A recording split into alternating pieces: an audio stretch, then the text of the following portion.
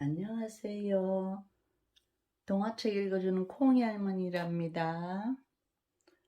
말썽꾸러기 아기 돌보기 한국 프로벨사에서 나왔습니다. 벤자민이 문을 두드리자 프랜시스는 건붕어 어항을 책장 꼭대기에 올려놓고 전등갓은 지하실에 숨기고 연필들은 옷장 속에 감췄습니다. 벤자민 아빠가 그러는데 벤자민이 연필을 먹는데요. 프랜시스가 말했어요. 그래? 렐프는 안절부절 못하고 콧수염을 비비꼬았습니다. 렐프는 벽에 걸렸던 그림들을 떼고 양탄자도 둘둘 말았습니다. 계단에도 문을 만들어 가로막았어요. 그래봤자 아기인데 뭐, 프랜시스가 말하자 그건 그렇지만 우리가 어렸을 때보다 몸집이 훨씬 크던데 조심해야 돼, 렐프가 말했습니다. 자, 됐어요, 프랜시스가 물었습니다. 다 됐어 하면서 렐프가 천천히 문을 열었어요. 야호! 벤자민이 밑거름을 타면서 들어왔어요. 겨우 그런만 하는 아기인 줄 알았는데 렐프가 말했어요. 아니에요, 여보. 벤자민 엄마가 그러는데 펄쩍펄쩍 뛰어다닌대요. 프랜시스가 말했어요. 벤자민은 화분에서 자라는 풀잎을 크게 한 입 베어 먹고는 소파 위에서 벌쩍벌쩍 뛰지요. 렐프가 화분을 뒤쪽 현관에 내놓았고 프랜시스는 벤자민 손에 홍단물을 쥐어주었어요. 먹자! 벤자민이 소리치더니 커다란 앞니로 홍단물을 두 동강 냈습니다. 가해가 먹을 줄 알았는데 프랜시스가 말했어요. 벤자민 아빠가 그러는데 뭐든지 다 씹어 먹는데 렐프도 말했어요. 벤자민이 씩 웃으면 오른쪽으로 한 번, 왼쪽으로 한 번 귀를 쫑긋거렸어요. 쟤 좀 봐요. 웃네요.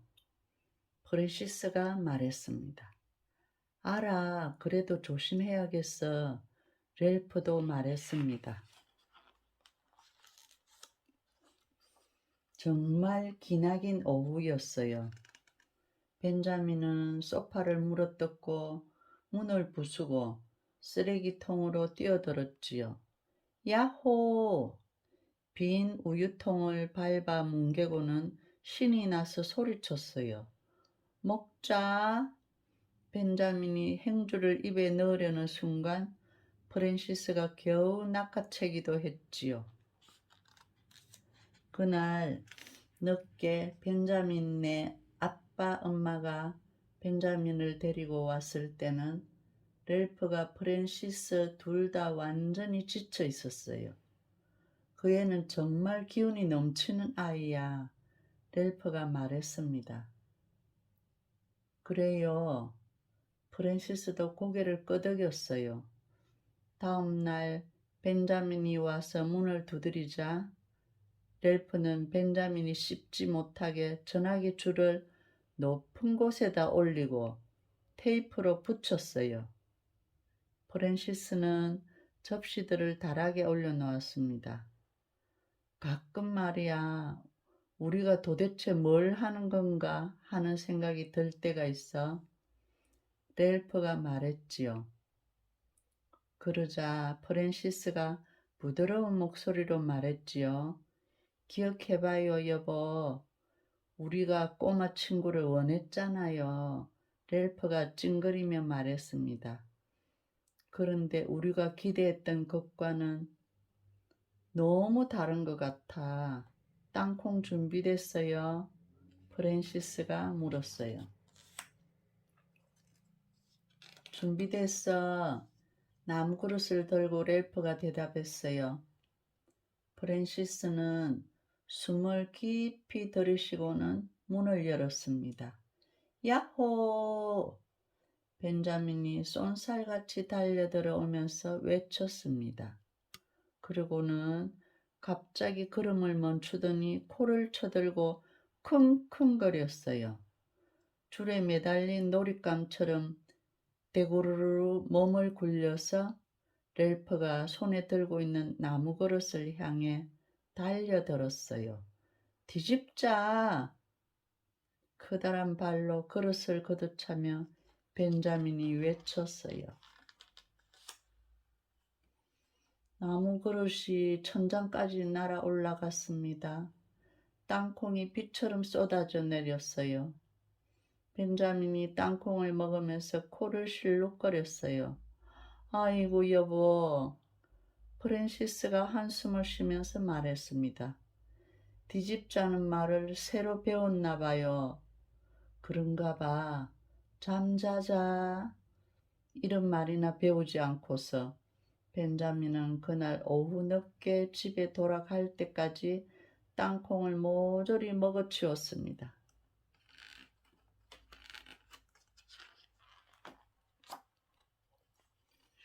벤자민은 쓰레기통을 뒤집고 우산도 뒤집었어요.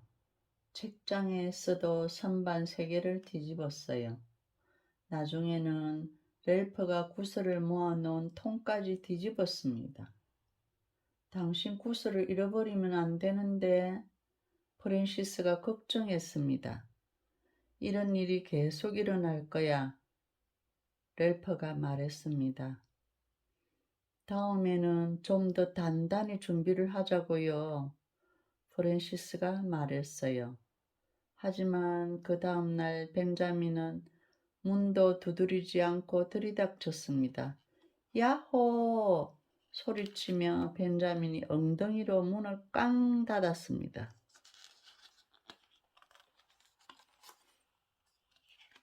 렐프와 프랜시스는 허둥지둥 방 안을 뛰어다녔어요.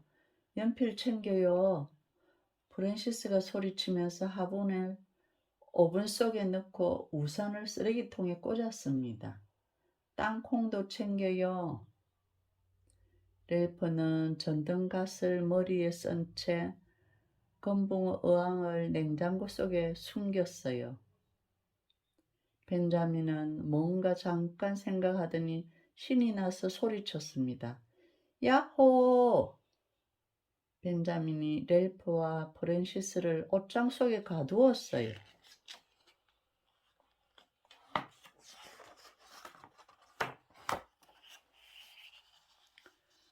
저 애가 문 잠그는 것도 아나 봐요.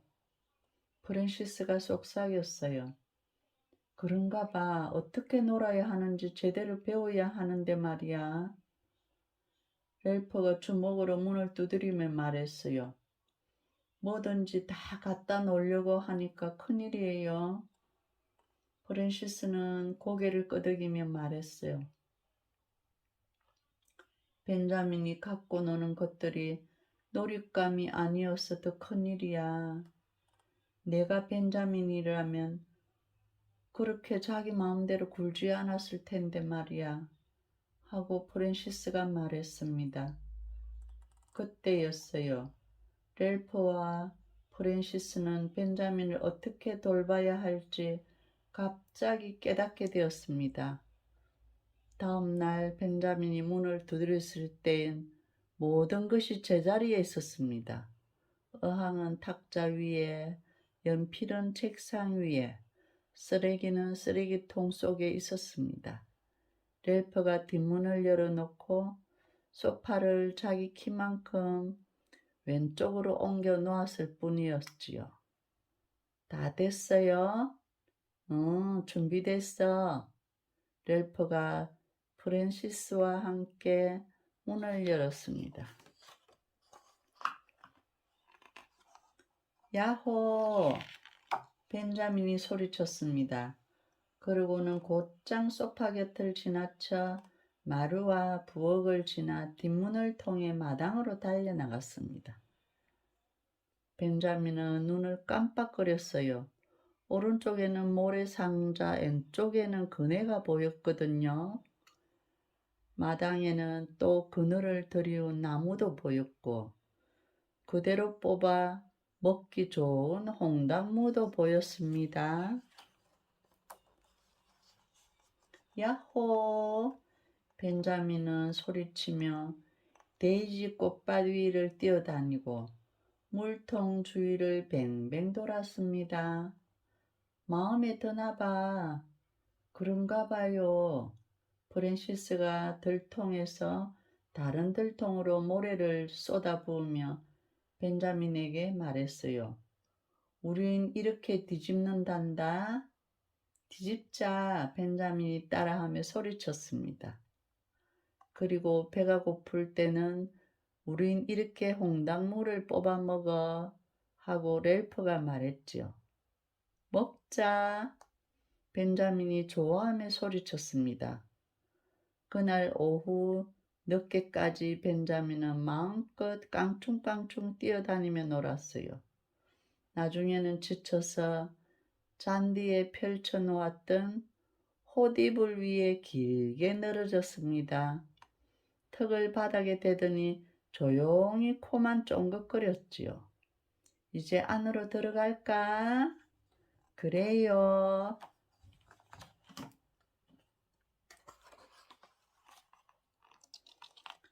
그림책 가져올게요. 프랜시스가 말했어요. 난 땅콩을 가져올게.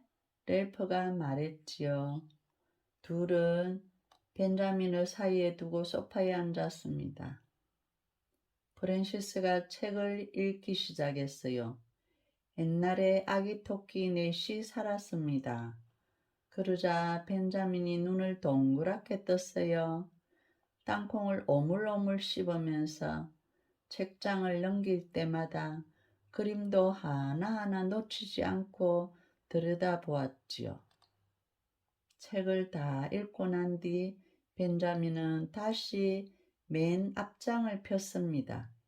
그리고는 처음부터 다시 읽기 시작했어요. 어린이 여러분, 안녕.